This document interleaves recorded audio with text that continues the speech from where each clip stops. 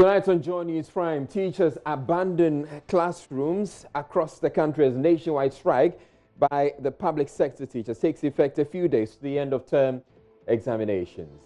The teachers are on strike, and right now we are about to write our exams, and some of the topics we are not yet done with it. Government, however, says the strike is uncalled for and that the teacher unions are only trying to make government unpopular. There is a clandestine agenda by some leaders of the teacher unions. There's a clear sabotage.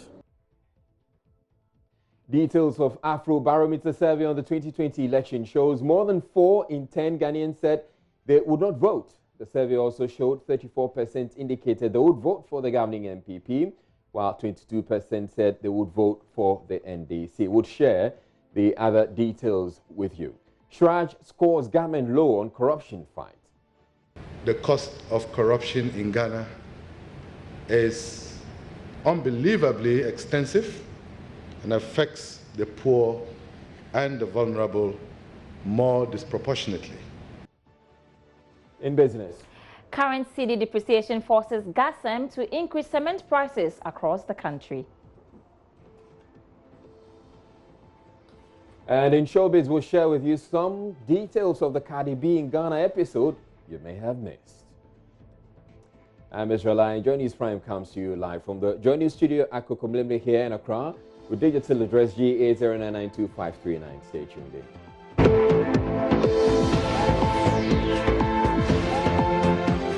Now, some students affected by a nationwide strike by teachers in the public sector are appealing to government to resolve their grievances so they could resume teaching them. The teacher unions under the Ghana Education Service embarked on the strike on Monday and have vowed to only return to the classroom after government pays them all outstanding salary arrears due them. With exams starting in a few days, many of the students are worried the absence of the teachers would be telling. There's more in the following report. On Thursday, December 5, over 300,000 first and second cycle school teachers across the country said they will not go to work from Monday, December 9, over the failure of government to pay the legacy arrears due members between 2012 and 2016. The unions, made up of the Ghana National Association of Teachers, the Ghana National Association of Graduate Teachers, and the Coalition of Concerned Teachers, announced their decision at a press conference in Accra. During a visit by our news team, many of the schools were without teachers. Students were seen loitering on school compounds, while others were seen chit-chatting and studying in groups. Although some national service teachers have taken over some of these classrooms, some students are still not happy. That the teachers are on strike, and right now we are about to write our exams, and some of the topics we are not yet done with it. So it will have, I think it might affect our performance too, because during the exams some questions might come, and maybe we are not treated with that topic. So when it comes, it will be difficult for the student to answer the questions. It's going to affect us because the school will be scattered. You see students without schedule. Students are going to shout in the class and do a whole lot of things. So it's going to really affect us. And we want them back. We are pleading on the government to do something about it. It's an examination week, so it will depend on us, the students, to learn on our own. This teacher, for instance, defied the union's directive to stay out of the classroom. It's not because I don't want to go on strike. I'm also on strike. But you know, we are with the two tracks, both green and gold tracks. And the green students are in the house and we've covered a lot with them. But these gold students, we've not done a lot with them. So looking at it, I thought it's wise for me to come and help them, at least so that they can catch up with the green students. But I'm not happy I'm teaching.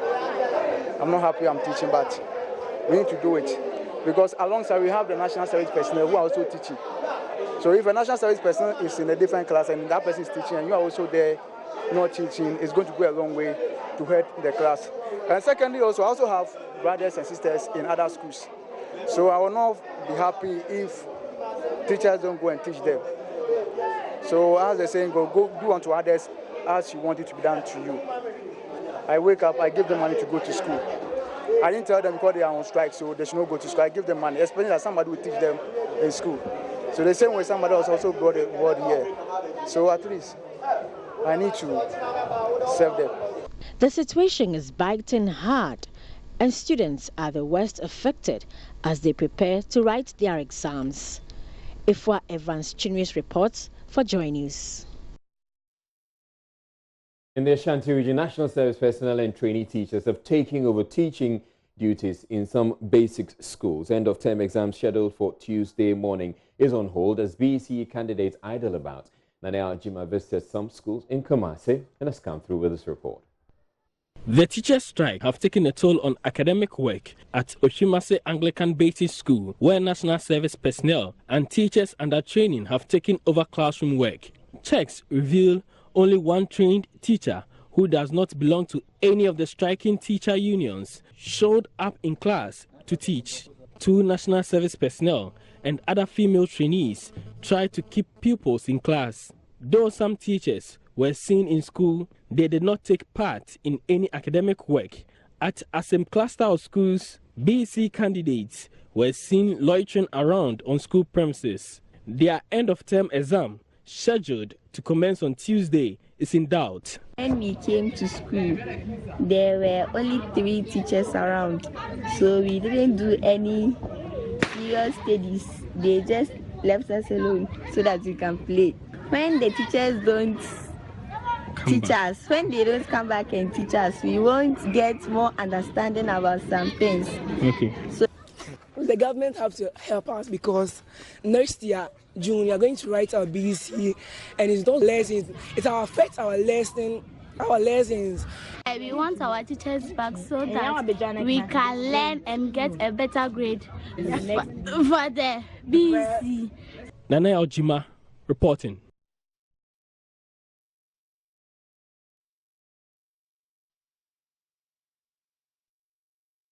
Still on the teacher strike, many schools at Waliwali in the northeast region were empty, while others were under lock and key as teachers complied with the directive to stay away from the classroom. Many school children were loitering in town with their parents rather confused, many of them unaware of the strike. Some head teachers reportedly sent the children back home. Headmaster of the Watania English and Arabic School, Alhaji Moussa Seidu Sanda, spoke with Joy News.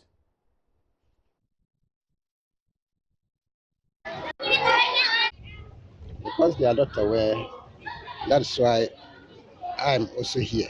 Because as a head teacher, I have to let the children to be aware of what is going on, so that they will also know how to conduct themselves.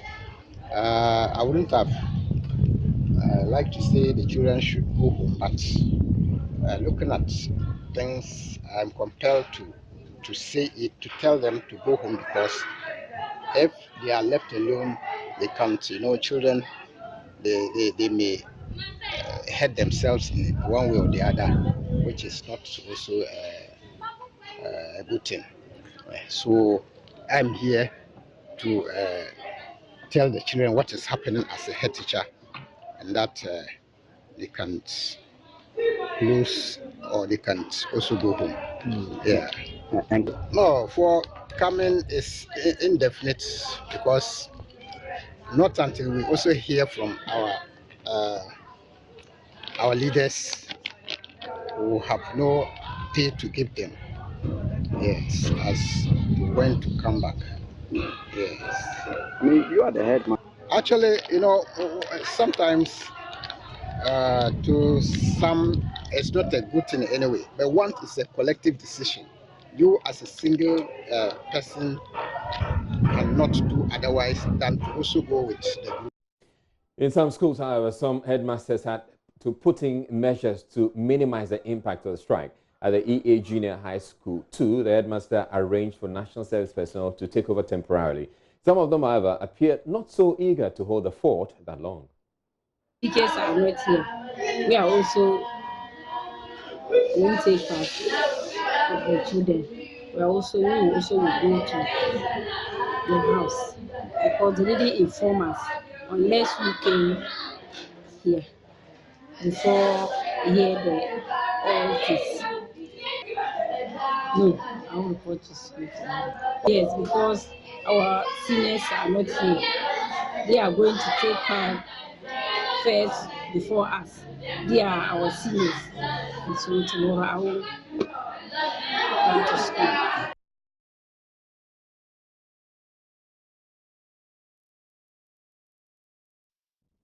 We'll shortly be speaking with the General Secretary of the Ghana National Association of Teachers, Nat Thomas Moussa. But before then, the Ministry of Education is accusing the teacher unions of attempts to sabotage government. Although the public relations officer of the ministry, Vincent Assefuah, has been unable to provide any evidence. He said a letter addressed to the NDC flag bearer John Mahama by the Ghana National Association of Teachers leaves room for such suspicions. He spoke with my colleague Gifty Andrapia on the pulse.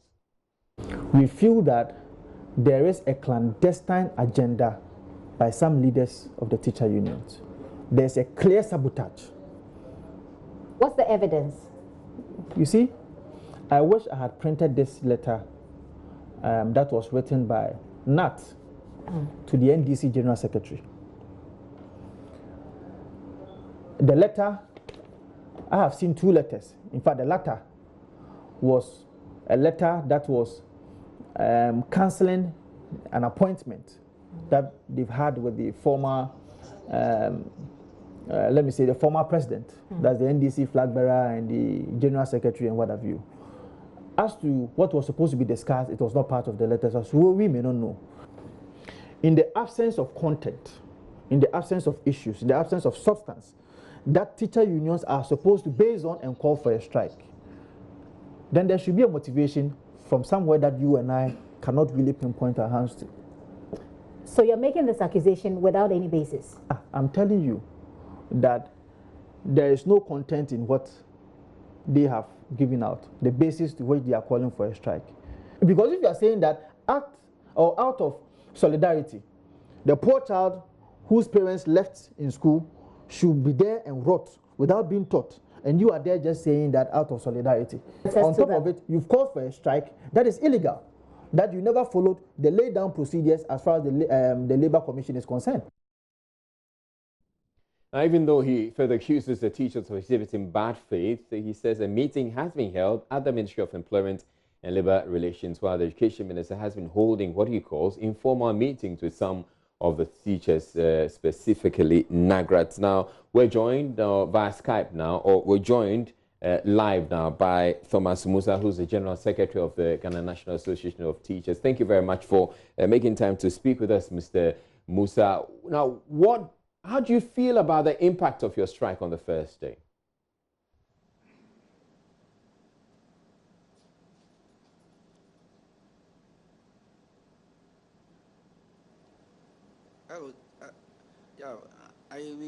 Thank you very much. Today is the first day of the strike, and before I start, I say good evening to your viewers. An opportunity to clarify one or two things. Information gathered from the 16 regions in Ghana point to the fact that everything is going as planned.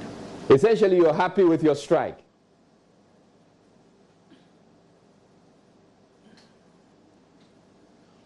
Certainly. Before I come to that, I think I need to make one or two corrections, because I have heard Vincent Assefuah make some allegations against the organization, and I think I make some.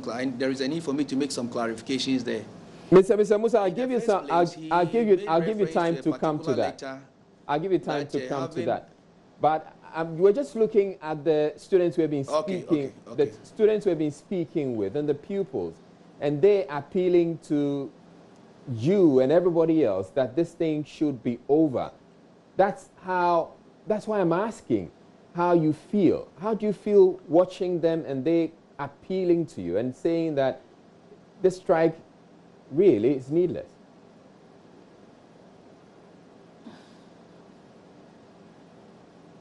Israel, please, we need to put things in perspective. We are talking about 7 years of waiting on behalf of teachers. And teachers, and not only that the teachers are waiting, but aside that the money has been devalued, and they've spent quite a lot of money with respect to TNT going to the district education offices, to the regional offices, the GES headquarters, in order to pursue this particular money which they have not received. Despite all these things, teachers have patiently been waiting for them to get their money. Aside that one, when these things started as far back as 2012, when teachers were asked to submit all their, when with the 3-month salary arrest was introduced, teachers were asked to submit their documents, they did. And then the document went to the audit service, we were asked to wait, we waited. Audit service finished its work to find, then to the Ministry of Finance, we have to wait, we waited. Then from that place to the controller to GES. All this time we waited for 7 good years. So if teachers have waited for 7 good years, and now we are saying that, look, enough is enough, what is due? Let's just get the money that we have worked for. What is wrong with that one?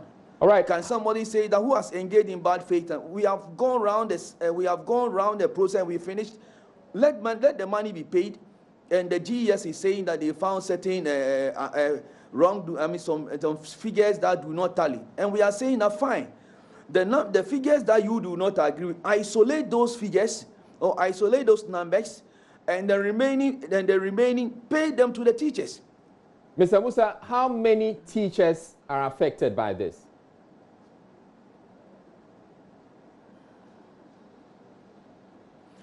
Yes, per the figures we have, we are talking about 120,000 here. And the extrapolation that we have done, we are talking about 32,000 outstanding to be paid. All right, so of the 100,000, there are just 32,000 to be taken care of. Well, we are talking about 120,000. 120,000. The figures are indicated that about 85,000 have been paid. All right. So it leaves you 120,000. And it leaves the figures that 85,000. So by the extrapolation that we have done, we are talking about 32,000 outstanding to be paid.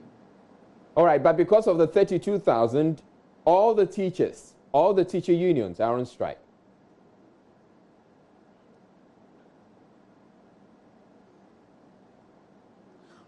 No, please, let me also correct that one. We are talking about the 2016 to 2017, sorry, the 2012 to 2016. And when you come from 2017 to 2019, there are certain outstanding issues to be dealt with. So we are talking about 2 separate things here, and it is because the 2017 to 2019, those issues we are working on them. That is why initially we indicated that the legacy arrears should have been paid by October, and then thereafter, all outstanding issues between 2017 to 2019 should have been paid. And so it is not because we say 32,000 now we are on strike. There are other issues still on this money. It is because of when the press statement, if you look at it carefully, it is on the legacy arrears. And therefore, it does not necessarily mean that these are the only items or the names and the figures that are to be paid. And that between 2017 to 2019, there are also issues there still on payment of salaries and other outstanding issues. All right, thank you very much, Thomas Moussa. Thomas Moussa is General Secretary of the Ghana National Association of Teachers. You're watching Joy News Prime. We're taking a break, but still ahead in the bulletin. Details of Afrobarometer survey on the 2020 election shows more than 4 in 10 Ghanaians said they would not vote. The survey also showed 34% indicated they would vote for the governing MPP, while 22% said they would vote for the NDC. We'll share the other details with you when we return from the break. Stay tuned in.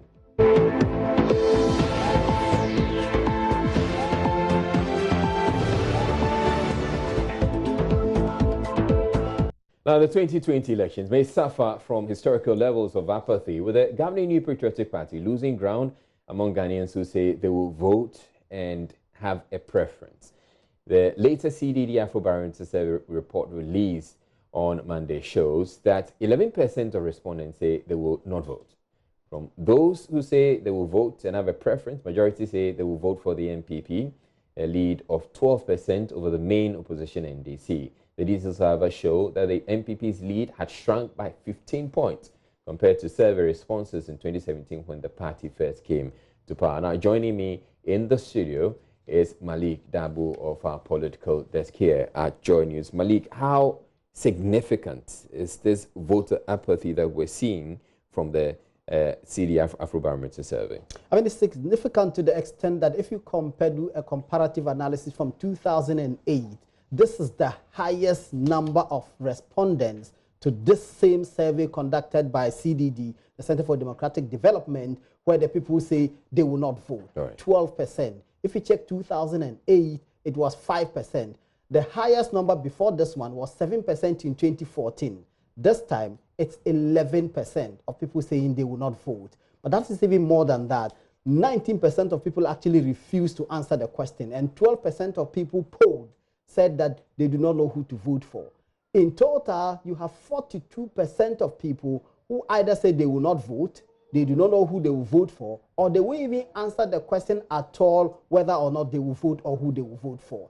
That is 42%, higher than any other poll results has shown as far as this particular survey is concerned. But as far as this is a survey, and things could change before 2020. Normally, because you have these high numbers, as the days go by, as the parties campaign, as policies are unveiled, as government tries to fulfill its promises, some of them determined to woo voters, you will have a certain shift in people's responses to that particular question. If elections were conducted tomorrow, who will you vote for? So you will see a shift as time goes on. Normally, when these surveys are conducted before elections, you see high numbers hovering around the figures that we just put out. But as the days draw nearer to the elections, you see a certain shift. People then begin to make their mind as to who they are going to vote for. But it is a matter of concern that these numbers are as they are.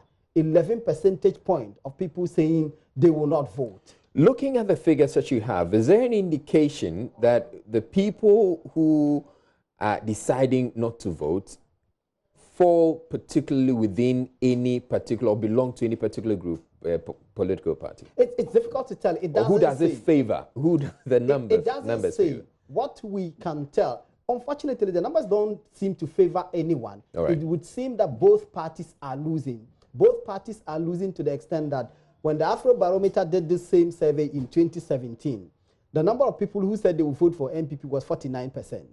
That of the NDC stayed at 22%. This particular survey, that of the NPP slumped from 49% to 34%, a 15 percentage drop. But the NDC remained at 22%. Well, the NDC want to take solace in that. Well, they may want to take solace on it because there's a certain comfort, but that comfort is a false one. It's a false one to the extent that if your votes are not appreciating, normally these are zero-sum games. Once your opponents are losing grounds, you should be gaining. If you are not gaining, then that should be cause for concern, because you're not benefiting from your opponents losing votes. And even though your opponents are losing votes, they are still 12 percentage points ahead of you. So ordinarily, you should have been the bigger beneficiary of voter apathy, but it doesn't seem so. What the results actually show is that people are apathetic and indifferent to both parties. So whilst they may be disappointed in the governing party, they do not demonstrate sufficient interest and trust and confidence in the opposition party as to shift. So it is to that extent that the NDC should worry. But of course, there is comfort in the fact that whilst their opponents' share of votes is reducing, theirs is remaining stable. All right, thank you very much, Malik Dabu. Malik Dabu is with the political desk here at Joy News. Let's get on to Facebook, because we posted this on Facebook, and we have some comments. Kofi Komachu says, the survey agrees with my common sense perception of 2020. I'm a floating voter. Going into 2020, there is no better alternative to the governing party. However, I am 60% likely not going to vote in 2020 if a greater part of my investment locked up with fund managers is not gotten. I will not be encouraged to go and queue to vote. The ruling party is highly likely to win through the hard way. And then we have Bev Singh, who says, I totally agree with this report. The 2020 election will record the lowest turnout in the history of this country. However, it will be one-touch victory for Nana Addo. All right, we're taking a break here on Joy News Prime. Up next, we're bringing you a business saying, coming up in business, current CD depreciation forces gas to increase cement prices across the country. Now, businesses hit hard by the cedi's continuous depreciation say they fear the situation could get worse as the festive season approaches. The cedi has in recent times lost value to some of the major trading currencies, especially the US dollar, the euro, and the pound sterling. It is currently being exchanged at 5.69 cedis to the dollar, a 13.30% loss in value to the US dollar since January this year. Malik Dabu has been interacting with some businesses on the impact of the currency's depreciation and reports. I live in Europe. I live in Germany. But me and my wife, we have a school project here in Ghana. And we have to pay the teachers, the cooks, and everything like that. It's, I don't know how to say it, but it's a little bit depressing when we, today, for example, January, I have to pay salaries, and I know I have to send 300, 400, 500 euros. And then the next month, you check and you have to send more because the cedi has decreased or something. And I don't know, but it's really something that can be a little bit frustrating. When you have a business or something, then you cannot have a stable mind as to, if you know, for example, if you are shipping stuff or something, and you know you are making a calculation, 10,000 or 15,000, and then when you are ready, you know it changes from time to time. It can even change from today to tomorrow. Maybe you have made your budget, and then the next thing you know, tomorrow the budget has changed. You have to add more money to it. So it's not so good. You see, any time that there's a depreciation in the cedi, automatically it will affect everything. Simple, because the price of item will go up, and by so doing it will affect the people, because getting the money will be too small, and your expenses will also go up. So automatically it will affect not only the people, it will affect everything, because in this country it is the cedi that we use to buy everything, and once one commodity goes up, by all means, it will affect the other things. It's affecting business of late, especially when it's fluctuating all the time. You see that sometimes you would have to